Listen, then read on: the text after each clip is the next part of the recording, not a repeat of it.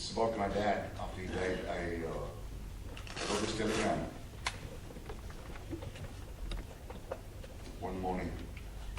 Mrs. Remedios, who was my landlady, came into my room to wake me, something she never did, waving a telegram. She stood by as I tore it open. It was from Zahir, my eldest brother, and said, Baba died, burial in Sardana today. So I borrowed the money for an air ticket from Ratna and tried to get on to a plane in the morning, and of course there was no seat, and Indian Airlines was far from courteous to passengers those days. And I couldn't, so I got on to the flight in the evening.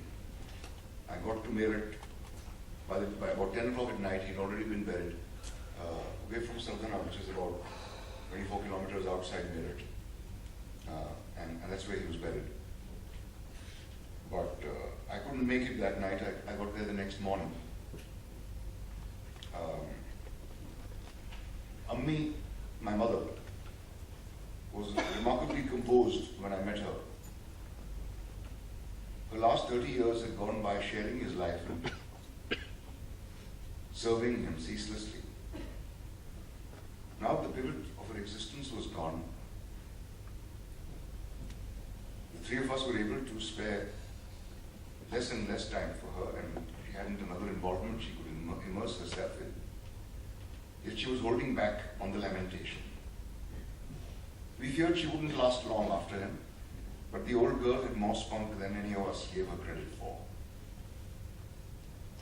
The day I arrived in Sardana, I visited the mound of earth that was Baba now.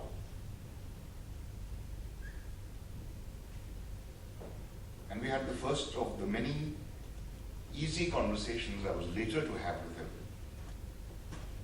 I could never speak to him, ever, while he was alive. That day I talked to him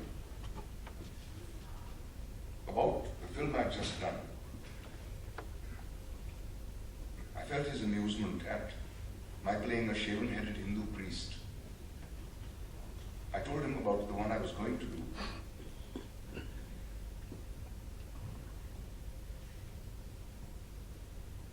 Playing Sarfaraz, the mutineer, that I was modeling the way I would look in the film on portraits of my Afghan ancestor. I could virtually hear him chuckle. I told him about my dreams and my doubts, about Ratna, whom we'd never met, about how much I was earning, anything that came into my head. I knew he was listening and responding. This was an actual conversation in which I took the initiative. And I suddenly began to feel the weight of all I had lost out on and would never regain. And I was surprised by how much I suddenly missed him. A few years later, I had a dream in which I see myself seated as for a job interview at a long, polished table. Seated on the other side of the table is the interviewer, my father, looking beatifically happy. And he says to me, "Tell me about your father." I proceed to enumerate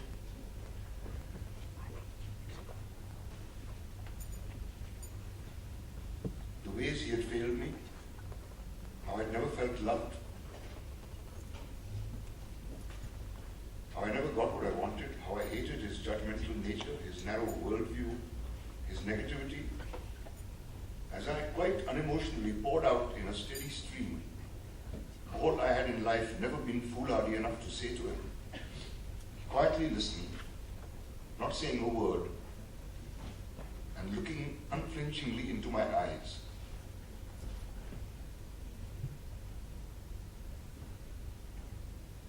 As if understanding perfectly what I was talking about. Through his life, he had never seemed so much himself, so approachable as he was in that dream.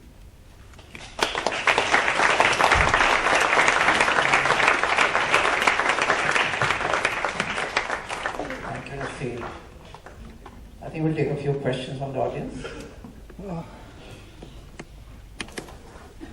Can we get the house lights on?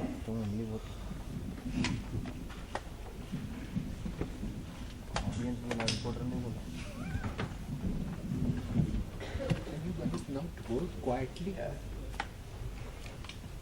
What a bloody mess.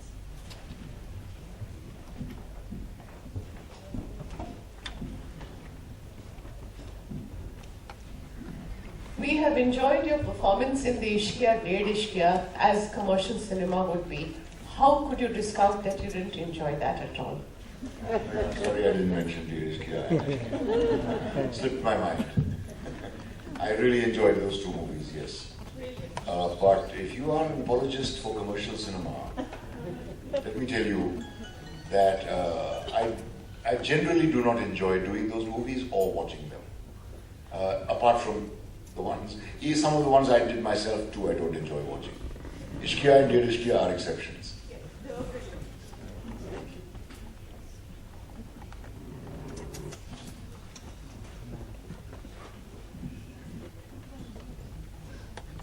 Yeah.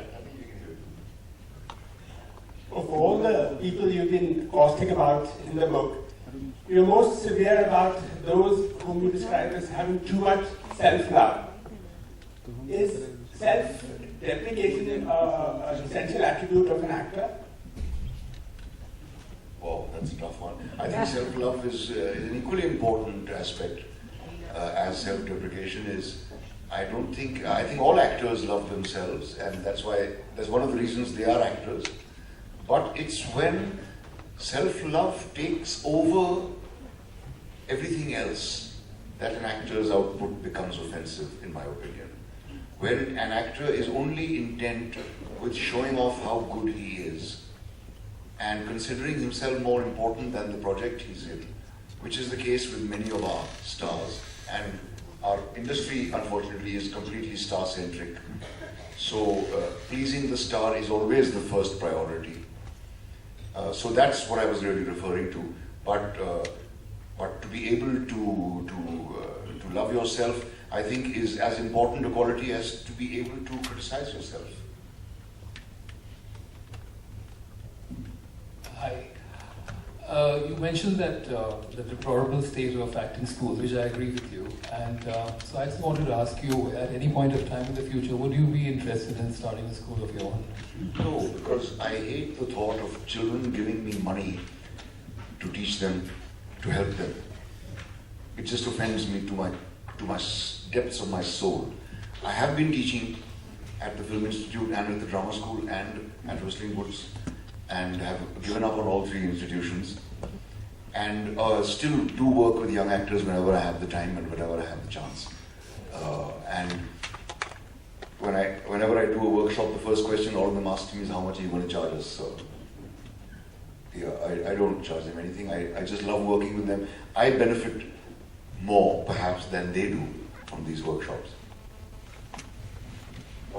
But certainly I have no intention of making it into... where he advises you to go back to your hometown, wherever you come from, saying that acting is, this industry is not for you and whatever else, which seems quite, ironic, considering he was one of the biggest stars then. And then later on you've acted with him in a movie later. So what was the reconciliation there? None at all. I didn't mention this meeting because he probably doesn't remember it. He must have had hundreds of young men coming to his house to say, I want to become an actor, and this is the reply he must have been giving them all. I find myself saying this to young actors, look, don't forget about films. So it's an easy way to get rid of the kid. But when we met, I was very, very excited at the prospect of acting with him. I thought that itself would be a great pleasure. I had overlooked the fact that he is, of the magnitude of star he is, and the way he looks at his own work. It's quite different from the way I look at my own work. And so we did not really end up, becoming great friends. In fact, we seldom exchanged a word. We played Scrabble together, and I found his spelling is rather poor. And no one can argue with him. Kunal says argue is spelled A-R-G-O-O, then it gets spelled A-R-G-O-O. And the two scenes we had together were shot separately. Please ask Subhash Ghai why. I do not know the reason, but they were shot separately. So I did not really even get to act with him. And the film, when I finally got trapped into seeing it, I could only bear about 20 minutes of it. Mr. Shah, thank you so much for a very inspiring talk. I'm an Australian theatre director who's directing a show here in London and Bombay, and I do a lot of work with actors that are training and post-training as well, and I loved your comment about the workshops. I get it, it's been mentioned a couple of times. And I was wondering, it is a bit of a dilemma in Australia, and I'm wondering if you agree with Indian young actors as well that stardom is becoming more important than being a good storyteller. That is absolutely true, but then what else are the actors, the aspiring actors, to aim for? Except to succeed somehow in the tinsel world. And so they try to train themselves for that. They don't see any value in training their in training in the craft of acting, or to understand that acting is a craft. It's not just a God-given talent or nonsense like that. It's not, inspiration and stuff is all bullshit. It's just hard work, and they're not willing to put in that kind of work into learning it because the training seems so intangible. Because working with a young actor and teaching him the tools of his trade is really delving into that kid's psyche and helping him, find his own strengths. It's not teaching him a few dance steps and teaching him how to cry, which is what these acting schools do. And these kids feel happy having learned how to, gyrate or shed tears, to order. And that's all that they feel is. Add to that, in India, is the additional problem of good acting being confused with crying. Any actor who cries is considered a great actor in our country.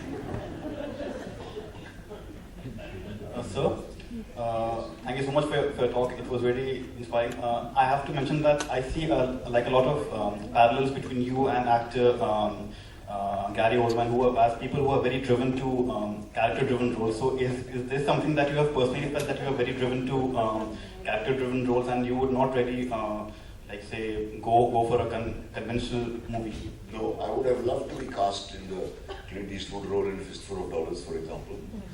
I would have loved to play the ugly character in The Good, the Bad and the Ugly. So it's not as if I always wanted to serve art, and that's why I became an actor. I became an actor because I wanted people to look at me, and I wanted to express myself, and I wanted to be popular, and later on in life I wanted to be rich and have a good life. I didn't become an actor to serve art.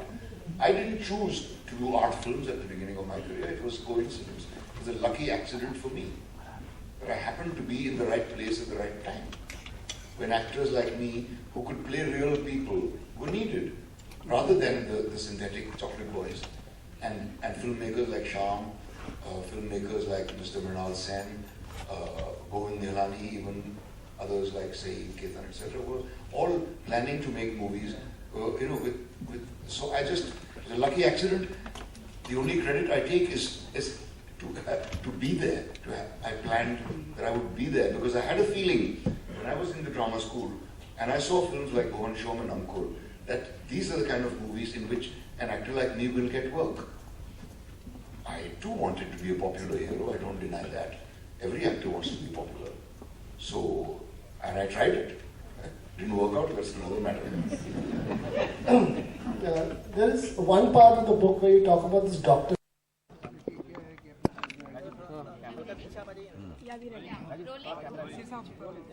Good evening.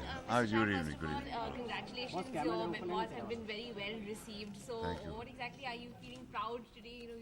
We know you as a man who obviously tells it like it is. Yeah. And it's an amusing statement that you say you're not worried about what Bollywood thinks about it because Bollywood doesn't read books in any case. So.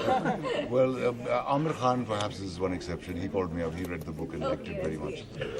But more important than that, I'm feeling very, very gratified that my effort has been appreciated and people, some,